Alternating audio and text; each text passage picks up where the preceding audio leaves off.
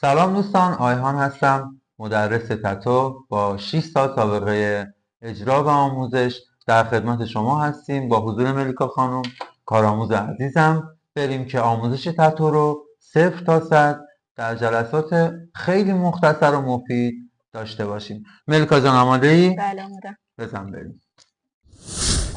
ملیکا جان، برای اینکه ما آموزش تتو رو داشته باشیم احتیاج به لوازمی داریم مثل همه شغلامون.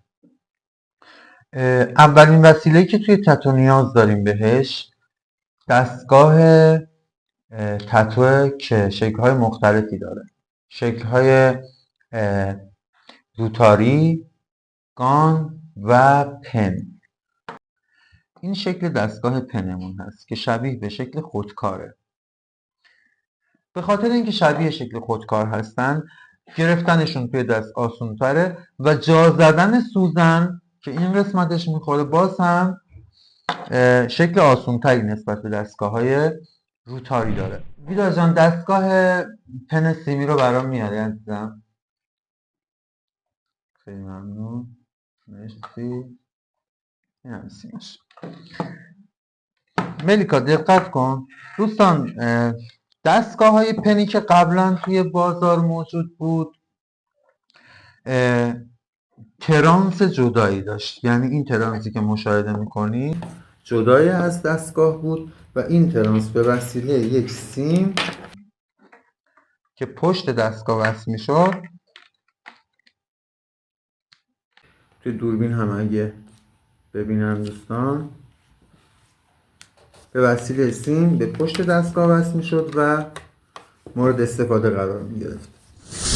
اما بعدها برای اینکه این شلوغی رو نداشته باشن، همینطور که توی تصویر میبینی ملیکا جان که خیلی از کارآموزا و تتوکارا رو اذیتش میکرد مخصوصا توی ضد عفونی اینا، این سیما و ترانس ها جمع شد.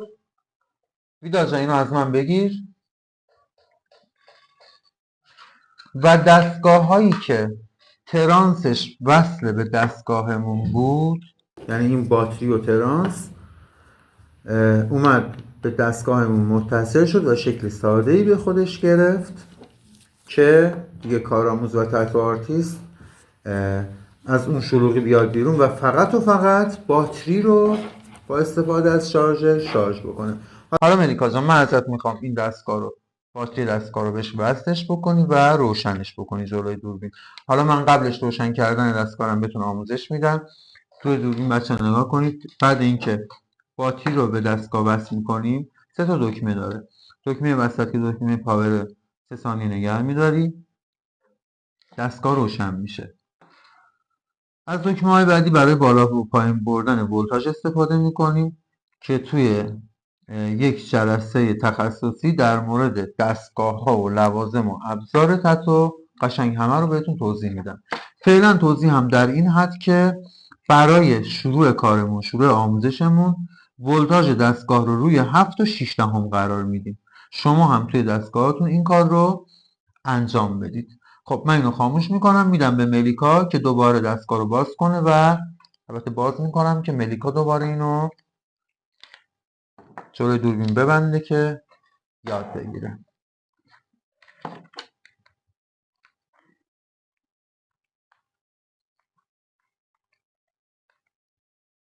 خب حالا روشنش کن، جلوی دوربین روشنش کن که بچه هم بگیره. حالا ولتاژ دستگاه رو با استفاده از اون 2 تا دکمه بغلش چپ و راستش بالا پایین کن. آره خیلی خوب. حالا بذار روی 7 و 6 رو کمترش کن با اون یکی. تو دوربین بگی که بچه‌ها ببینن.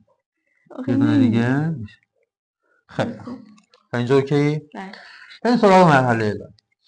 برای اینکه ما بتونیم رنگ رو وارد پوست بدن بکنیم به چی احتیاج داریم؟ به سوزنای تتو. درسته؟ خب بچه ها سوزنای تتو برندها و اسمهای مختلفی توی بازار دارن که ما از برند مست استفاده کنیم. قبل از اینکه سوزن رو باز کنیم و ازش استفاده کنیم میخوام 2 تا نکته رو بهتون بگم.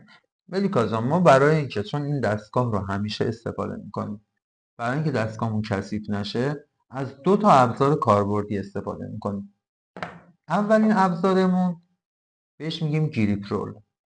گریپ رول رو به این شکل به قسمت جلوی دستگاه که سوزن داخلش میشه میپیچیم، چند رو میپیچیم. بگو چرا؟ خب چرا؟ به خاطر اینکه یک، چون از روغن توی تتو استفاده میکنیم دستمون روغنی نشه و سر نخوره، چون این دستمال خاصیتش اینه که روغن رو به خودش جذب میکنه و نمیذاره دست سر بخوره. خب دومیش اینه که تو تسلط بیشتری هم روی دستگاه داری. این یه نکته. نکته دوم، همونطور که گفتم چون همیشه این دستگاه ابزار کارمون هست باید همیشه تمیز نگهش داریم و نذاریم کثیف بشه، چون با خون مشتریامون سر و کار داریم. درسته؟ یکی از اون پوشش ها کاور مشمعی ماست که چسب داره، دور دستگاه میپیچیم که چی بشه؟ دستگاهمون تمیز بمونه. به این صورت باز میشه و کنده میشه. وقتی اون کندیم به این شکل میچسبونیم دور دستگاه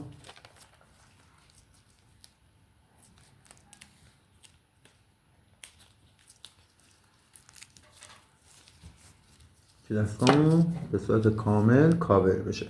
الان دستگاه آماده استفاده است. خب استاد یه سوال. بله بفرمایید. همه سوزن‌ها یه شکلن؟ خیلی خوب ملیکا جان، سوزن‌ها یه شکل نیستن، چون ما توی طراحی توی تتو شکل‌های مختلف سایه‌زنی و خط کشیدن داریم که برای هر کدومش از سوزن مخصوص خودش استفاده می‌کنیم. حالا امروز از سوزنی که قراره استفاده کنیم من کاربردش رو بهت یاد میدم و معرفیش میکنم. بچه‌ها سوزن مورد استفاده امروزمون سوزن RL هست. سوزن RL که مخفف راوند لاینر هست برای خط زدن استفاده میشه. برای چه استفاده میکنیم؟ خط زدن. اسم سوزنمون چی بود؟ سوزن RL. خب که روی سوزنمون رو اگه دقت کنید بچه‌ها 4 تا کد اینجا داریم که من توی تصویر بالایی قشنگ بهتون توضیح میدم. 2 تا کد اول ضخامت سوزنمون، 2 تا کد دوم که پشت RL نوشته میشه تعداد سوزنمون هست که حالا ما از تعداد سوزن یا اصطلاحا از سوزن 3 سر استفاده میکنیم، از سوزن 3 سر RL استفاده میکنیم. خب ملیکا جان سوزن رو به این شکل باز میکنیم.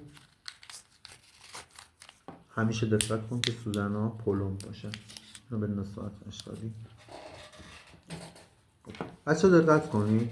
ملیکا جان دقت کن، دستگاه ما یه حفره جلوی دستگاه هستش که سوزن های کارتریجمون دقیقا وارد اون حفره میشن. به این شکل ما سوزن رو وارد حفره میکنیم و به جهت عقربه های ساعت میچرخونیمش، سوزن قفل میشه و شروع به استفاده میکنیم. من بذارید دستگاه رو روشن کنم. ببینید با چرخش دستگاهمون ما اندازه سوزنمون رو بزرگ یا کوچیک میکنیم. حالا شاید ویدا جان دوربین رو یه لحظه زوم میکنی روی تصویر که بچه ها اندازه سوزن رو ببینن. با چرخوندن دستگاه به جهت مخالف چپ و راست سوزن کوتاه و بلندتر میشه که ما یه اندازه مناسبی از سوزن رو از سرپلاک بیرون میاریم. همین اندازه کافیه. ببینید نه خیلی کوتاه نه خیلی بلند، در حد 2 میلیمتر کافیه. ملیکا بریم برایش روی لاین زدن. بریم. خیلی اونا چی هن؟ اینا به اینا میگن تشتک. خب کاربردش چیه؟ کاربرد تشتک اینه که ما این تشتک ها رو یه دونه 2 تا چند تا که لازمه رو برمی‌داریم میذاریم روی میز با روغن، حالا با یه روغنی که دم دستتون هست و ارزون قیمته. ما وازلین معروف رو استفاده میکنیم. با وازلین اینو اینا میگن اپسلانگ، همون چوب خشک خودم. با چوب خوش میچسبونیمش روی چوب خوش تا چیکار کنیم؟ رنگ بریزیم توشو استفاده کنیم. فقط یادت باشه قبل از اینکه از رنگ استفاده کنیم حتما برای خط کشیدن از رنگ‌های لاینر استفاده کنیم. بچه‌ها جلوی دوربینم من میگیرم نگاه کنیم. پنترا لاینر برای لاین زدن که روشم نوشته. خیلی خوب. هم بزنیم. هر چقدر لازمه که قرار استفاده کنی همونقدر داخل تشتکت میریزی و در دست بکنی. همیشه هم یاد باشه ملیکا جان اینو تمیز کنی، ترجیحاً دور اینم کاور بپوشی که اینم کثیف نشه. ملیکا جان این روغن وازلینه. یه نکته‌ای که میخوام بهت بگم اینه که ما برای تمرین از روغن وازلین یا روغنای ارزان‌تر استفاده میکنیم، ولی وقتی رفتیم روی اجرا روی مدل زنده یا همون مشتریات شما میای از روغن‌های اورجینال و بهداشتی داخل بازار استفاده میکنید. حالا من برند لتو رو بهتون پیشنهاد میدم که ازش استفاده کنید. دستگاه رو روشن میکنی شروع به کار میکنه به این صورت. بذار من این تشتک رو بیارم جلوی دوربین اول بچه هم بتونم ببینم که چجوری جوهر رو برمیداریم. سرپلاک رو یعنی سوزن رو داخل جوهر رنگ میکنیم، چند ثانیه نگه میداریم تا مخزنمون پر بشه. وقتی مخزنمون پر شد شروع میکنیم به لاین. خب از روغن بردار با استفاده از چوب خوش یک مقدار بذار روی محیط کارت.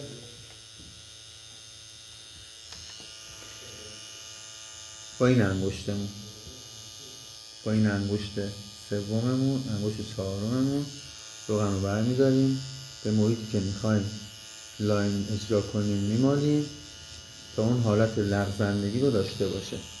جوهرمون رو برداشتیم بچه به این شکل مثل خودکار دستکار رو نگه میدارم. از انگشت پایینم به عنوان تکیه‌گاه استفاده میکنم. اندازه مناسب از سوزن رو یعنی تقریبا 1 میلیمتر از سوزن رو داخل پوست فرو میکنم و خیلی آهسته سوزن رو به سمت جلو یا عقب هدایت میکنم. سرعتمون نه زیاد و نه کم باید باشه تا بتونیم لاین خیلی خوبی رو اجرا کنیم. دوستان ملیکا قبل از اجرای لاین چون میخوای از قسمت زیر دستت به عنوان تکیه‌گاه استفاده کنی، برای اینکه دستت گیر نکنه به پوست 1 مقدار از روغن رو به قسمت زیر دستت آغشته کن که اون سر خوردنه رو داشته باشه. این خدمت شما، برو ببینیم چی کار میکنی.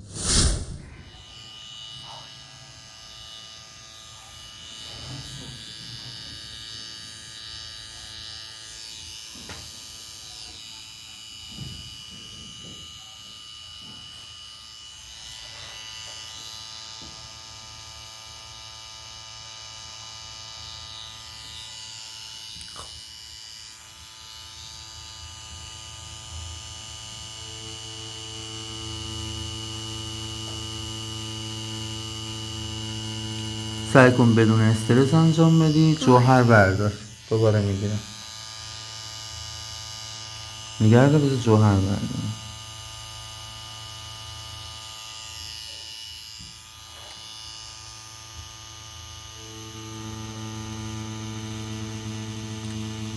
آفرین ملیکا جان، اصلا استرس نداشته باش،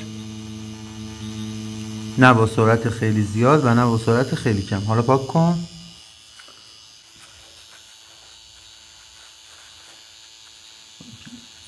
دوستان اگر این دوتا لاین رو با هم دیگه ما مقایسه کنیم میبینیم که لاین اول بدون لرزش و لاین دوم مقداری لرزش داره. میخوام اینو بهتون بگم که لرزش ابتدای تمرین خیلی عادیه و به مرور زمان این لرزش برطرف میشه. ملیکا جان، ملیکا جان خسته نباشی. برای جلسه بعد تمریناتو بکن و خودتو آماده نگه دار. خیلی خب دوستان، به انتهای جلسه اول آموزش تفاهم رسیدیم، یعنی آموزش اجرای لاین.